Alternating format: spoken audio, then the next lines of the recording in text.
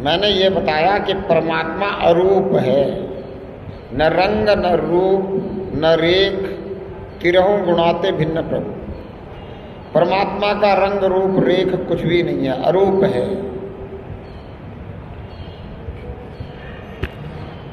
साकार और निराकार तक ही हमें सीमित रखा गया है।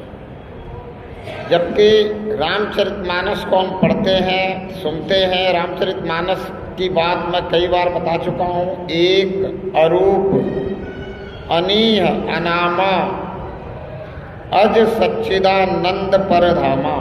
परमात्मा क्या है? अरूप है, अनीय है, अनामा है। कोई नाम नहीं है इसका, कोई नाम हो भी नहीं सकता। नाम तब हो ना जब कोई रूप हो। कोई रूप ही नहीं है तो नाम कैसा? नाम नहीं है। क्या है ये? परमात्मा, परमेश्वर, पूर्ण ब्रह्म, परम पिता परमात्मा, पार ब्रह्म परमेश्वर, ये सब विशेषण है। आत्मा क्या है? कैसा है? अरूप है। और हम कैसे हैं? हम भी अरूप हैं, क्योंकि हम परमात्मा का अंश हैं। हम शरीर तो है ही नहीं। हम अपने आप को अगर शरीर मानते हैं तो ये हमारी अज्ञानता है, ये हमारी नासमझी है। अगर हम अपने आप को शरीर मानते हैं, हम शरीर नहीं हैं, हम शरीर में हैं और हम भी अरूप हैं।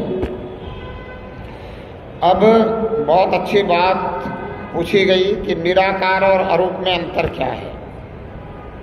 निराकार हवा है और निराकार क्या है? आकाश है। तो निराकार हम उसको कह सकते हैं जिसका कोई आकार तो नहीं है, पर जिसको हम या तो अनुभव कर सकें या इन आँखों से देख सकें। अब ये जो खाली जगह है इसको हम आकाश कहते हैं। ये खाली जगह है ना, इसको हम क्या कहते हैं? आकाश। इसको अंग्रेजी में क्या कहते हैं? स्पेस। स्पेस मतलब खाली जगह। तो ये जो खाली जगह है, इस खाली जगह को हम आंखों से देख पा रहे हैं कि नहीं पा रहे हैं? इस खाली जगह को हम आंखों से देख रहे हैं कि खाली जगह है। इस खाली जगह में कुर्सी है, इसको भी हम आंखों से देख पा रहे हैं। इस मेरे चारों तरफ खाली जगह है, इसको हम देख पा रहे हैं। मेरे अंदर भी आकाश है, बहुत सारी खाली जगह है इस शरीर के अंदर, इसको भी हम देख पा रहे हैं, पर इसका रूप कोई नहीं है, इसका कोई आकार नहीं है। और इस खाली जगह का भी न आदि है न अंत है। इसकी भी कहाँ से शुरुआत हुई है, कहाँ ये खाली जगह खत्म हो रही है, कुछ पता नहीं है। विज्ञान ने बहुत ढूंढने की कोशिश करी, बहुत ऊंचाइयों तक विज्ञान जो है पहुंचने का प्रयास किया यंत्रों द्वारा, पर आगे जाके क्या मिला? तो बोला स्पेस में एक होल मिला है जिसको स्पेस होल कहते हैं, जिसको ब्लैक होल कहते हैं। बोला वहाँ और ज़्यादा एनर्जी है, लेकिन अंत कहीं नहीं मिला कि ये खाली जगह कहीं किसी चीज़ से कवर्ड हो, कुछ हो, ऐसा कुछ नहीं मिला। तो ये खाली जगह जो है ये निराकार है, इसका कोई आकार नहीं है, पर फिर भी दिख रहा है इन चर्म चक्षुओं से। और परमात्मा अरूप इसलिए कहा गया संतों द्वारा, जिसने वास्तविकता में पहचाना उसने कहा परमात्मा अरूप है। क्यों? क्योंकि इन आँखों से देख भी नहीं सकते। जैसे हवा है, हवा को इन आँखों से देख सकते कि नहीं देख सकते? अगर हवा धीरे धीरे बह रही है तो नहीं देख सकते।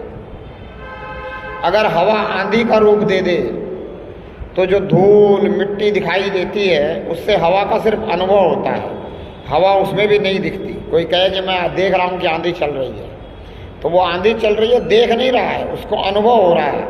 किस चीज़ को देख करके? धूल मिट्टी को देख करके, पेड़ पौधे को हिलते हुए देख करके, पेड़ पौधे टूटते हुए देख करके, खम्भे वम्बे टूटते हुए देख करके वो कह रहा बहुत तेज आंधी चल रही है, पर हवा दिख नहीं रही, पर अनुभव हो रहा है। कैसे अनुभव हो रहा है? स्पर्श द्वारा। एक हमारी इंद्रिया है, इसको भी इंद्रिया क्या कहा गया? त्वचा को, ये ज्ञान इंद्रिय है। इसके द्वारा स्पर्श से अनुभव हो रहा है कि हवा है, और ये हवा निराकार है। तो साकार और निराकार दोनों इस परमात्मा की रचना है। परमात्मा निराकार नहीं है। हवा और आकाश दोनों निराकार है। और ये जो भूमि दिखाई दे रही है, मिट्टी दिखाई दे रही है, जो स्थूल कण हैं जितने भी, ये सब साकार है। जल साकार है। ये पेड़ पौधे, ये जो रचना है, ये सब साकार है। इस साकार रचना भी ये जो हुई है, ये निराकार और साकार दोनों के मिश्रण से है। तो परमात्मा निराकार नहीं है। परमात्मा अरूप है, जिसका कोई रूप नहीं है, जिसका अनुभव किसी भी ज्ञानेंद्रिय से नहीं हो सकता, जिसका अनुभव किसी भी कर्मेंद्रियों से नहीं हो सकता। परमात्मा ऐसा है।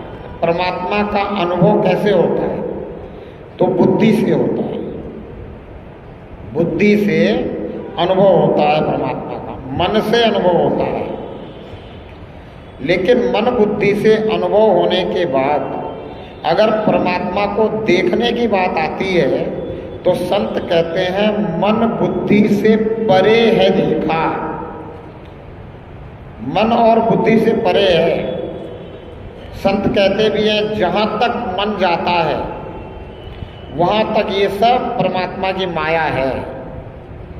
जहाँ तक मन चला जाए आपका, जहाँ तक आप कल्पना कर सको मन के द्वारा, बुद्धि के द्वारा जितनी भी कल्पना कर सको, परमात्मा के विषय में जितना भी चिंतन कर सको, मनन कर सको, मंथन कर सको, परमात्मा को मनन चिंतन मंथन से आप सही सही वर्णन नहीं कर सकते, नहीं पहचान सकते। और परमात्मा का आपको पहचान भी हो जाए,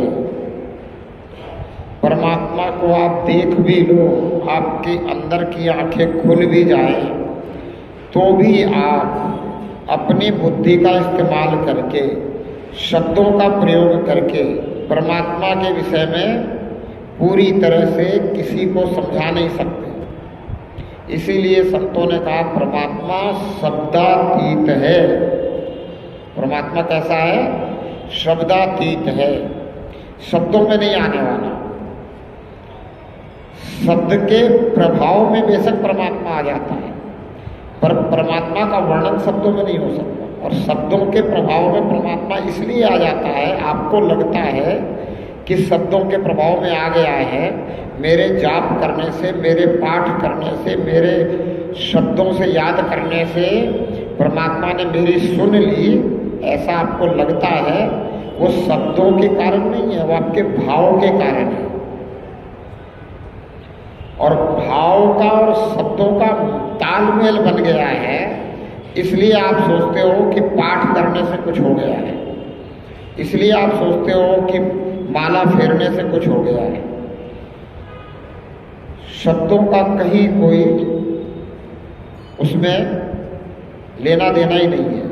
परमात्मा शब्दातीत है और परमात्मा भाव को समझता है। अगर आपके अंदर भाव नहीं है और आप कितने भी पाठ करे जाओ, कुछ भी करे जाओ, आपको परमात्मा का अनुभव तक नहीं होगा।